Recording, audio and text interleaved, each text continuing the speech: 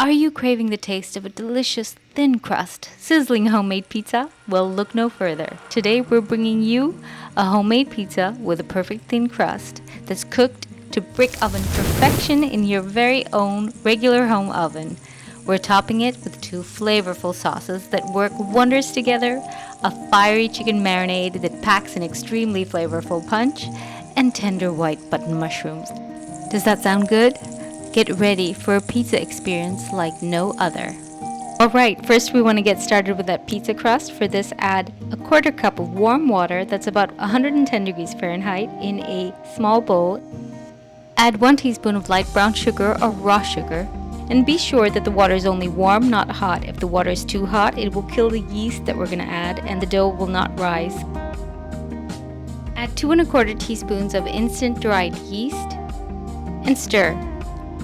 Set this aside for 5 minutes and the yeast will become frothy during this time. Meanwhile, sift 2 1/4 cups of all-purpose flour into a large bowl. Don't forget to add salt to the flour mixture. We're adding about half a teaspoon of salt.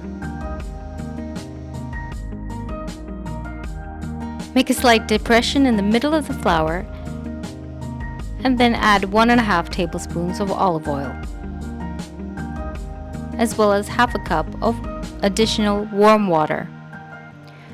When the yeast mixture has risen for 5 minutes, add this as well to the flour. Now mix the ingredients of the bowl with your hands. Keep gathering the dry flour and the wet ingredients together till it holds together like a ball. Place this on a floured surface and now we're going to start to knead the dough. Knead the dough by pushing part of it away from you with the heel of one hand and then folding it back towards you.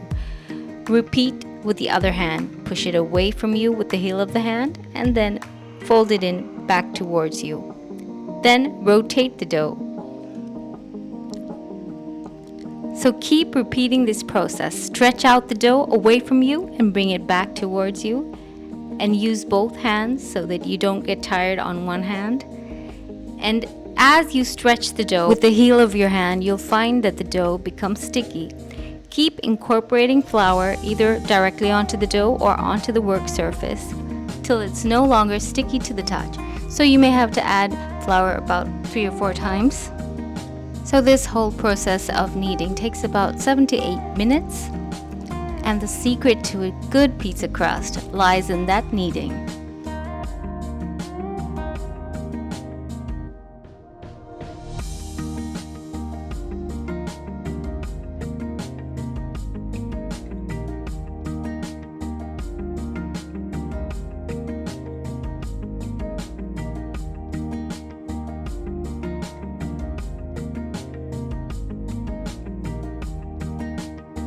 So once you've got a nice wrist workout and elbow workout, you're going to form this into a nice cohesive ball.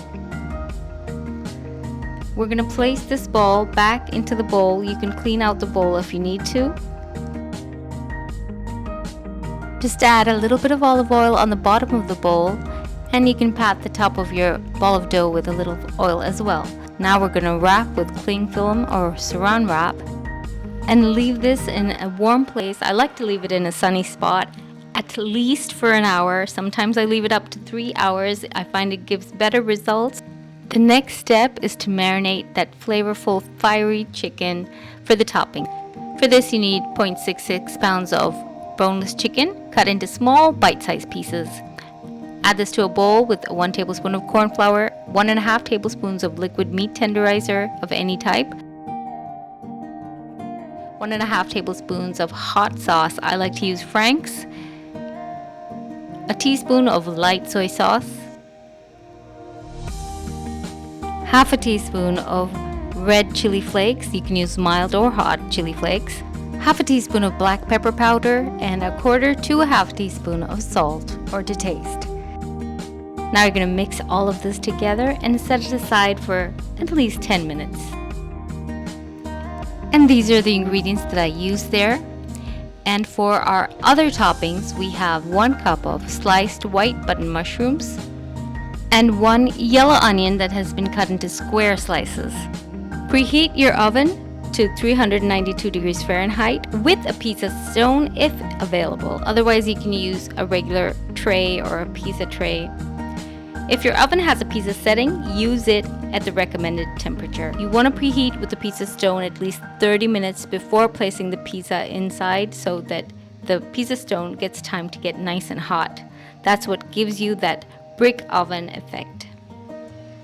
So now it's time to cook that chicken and mushrooms for the topping. Add a 1/4 cup of oil to a non-stick pan, and then we're going to add in the chicken that has been marinated. And on high heat, we're going to stir fry till the chicken cooks through. This doesn't take a very long time. It should cook under 5 minutes. Cook on a high heat with constant stirring. And in just under 5 minutes, you should be able to cut through the chicken. When the chicken is done, it cuts through like butter. So don't overcook your chicken. Especially if you're using boneless chicken breasts, they can really dry out quickly if you cook them too long. So once the chicken is cooked, we're going to remove the chicken from the oil. Easiest way to do that is to pour out the chicken and the oil through a strainer into a bowl so you get the chicken separated from the oil. Return the oil to the pan, and in the same oil we're going to cook the mushrooms. Add the sliced mushrooms and stir fry for just about a minute until they're tender and remove from the oil. The next step is to make our sauces. So we have 2 sauces, and first we're going to make the tomato sauce. For this, you need 1 medium yellow onion that has been chopped, 3 large cloves of garlic that have been finely chopped, and 3/4 of a cup of tomato puree. Heat 2 tablespoons of olive oil in the same pan that we used earlier, cleaned out. And as it heats up, we're going to add in the chopped onions. Stir just briefly and add in the minced garlic. And we're going to saute this on a high heat until it starts to turn golden. Then we're going to pour in that tomato puree. Bring it to a simmer and allow it to thicken on a gentle heat slowly. Once thickened, add 1/2 teaspoon of mixed Italian herb seasoning. We also want to add a dash of salt as well as a dash of sugar to balance the taste. As soon as you've reached a spreadable consistency, our red sauce is done, and now we can start with the white sauce. For the white sauce, melt 1 tablespoon of butter in a medium-sized saucepan. And to this, add 1 tablespoon of all-purpose flour. Stir this briskly till the color starts to change slightly. At this point, add 3/4 of a cup of milk. Stir well once again and bring it to a simmer. Make sure it's smooth in consistency without any lumps of flour. Stir on a medium heat until it's slightly thickened. Now we can add 1 cheese slice, along with a 1/4 teaspoon of oregano and 1/8 of a teaspoon of smoked paprika. That gives this white sauce just a nice smoky touch. 1/8 of a teaspoon will do. Just stir until it's thickened. Keep it spreadable and then remove from heat. Now it's time to roll out our pizza bases. So the dough must have risen by about double or more. We're going to deflate it by punching down and then divide this into 2 equal portions for 2 pizzas. Flour your work surface as well as your rolling pin. So start with 1 portion, gently press down to make a circle, and then start to roll out your pizza base. You want to roll it out as thinly as possible, rotating and lifting occasionally as you do so. You might need to add a little bit of flour to keep your rolling pin from sticking. As it becomes a little bit bigger, you want to throw it over the fist of your hand, or use both hands if you need to spread and stretch out the pizza base like this. That's how you get a nice thin crust. So I'm going to use my pizza peel to lift this, and then we're going to place it on the hot pizza stone, or if you're using a pizza tray, that's fine as well. Sprinkle a little bit of cornmeal, or if you don't have that, you can use semolina, and place the pizza base and just bake 2 minutes till it starts to puff up. So it's always better to set your timer after just 2 minutes. The pizza base has puffed up slightly, and we're going to remove this from the oven to add the sauces and toppings. So if you're not making pizza today, you can always freeze these pizza bases at this stage and use them later. You can double or triple the recipe to make as many pizza bases as you want, and they freeze quite well. Just make sure you separate them with wax paper before you freeze them together, and when you want to bake a pizza, just take one out and defrost it and then add your toppings and bake. So as you saw, I rolled out the second pizza base and popped it in the oven. After 2 minutes, it's puffed up as well. And now we're ready to add our toppings. I like to place some parchment paper over my kitchen counter because it does tend to get a little messy when you're making pizza. So you can't have a pizza without cheese, so I've got plenty of pizza cheese here. You can use mozzarella or mixed pizza cheese. And this is totally optional. You can also add some pepperoni because a lot of people love pepperoni on their pizza. So first we're going to lightly brush our pizza base with some olive oil. And then first we're going to add the tomato sauce, and we're going to divide the tomato sauce as well as the white sauce into 2 portions for the 2 pizzas that we're making.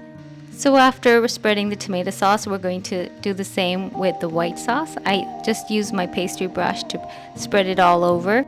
And I like to spread the sauce almost up to the rim because I don't like to waste my crust. And then we're going to top it with a generous amount of cheese. After adding the cheese, we're going to add our cooked chicken, also divided into 2 portions for the 2 pizzas. Same goes with the cooked mushroom. And now we're going to add those square slices of onion. And if you want, you can add some pepperoni. I really don't find the need to, but my kids like it sometimes. And then we're going to add some chili flakes. This adds a nice boost in flavor as well as a pop in color. Just a quick recap of everything we did in case you missed anything on the second pizza base here.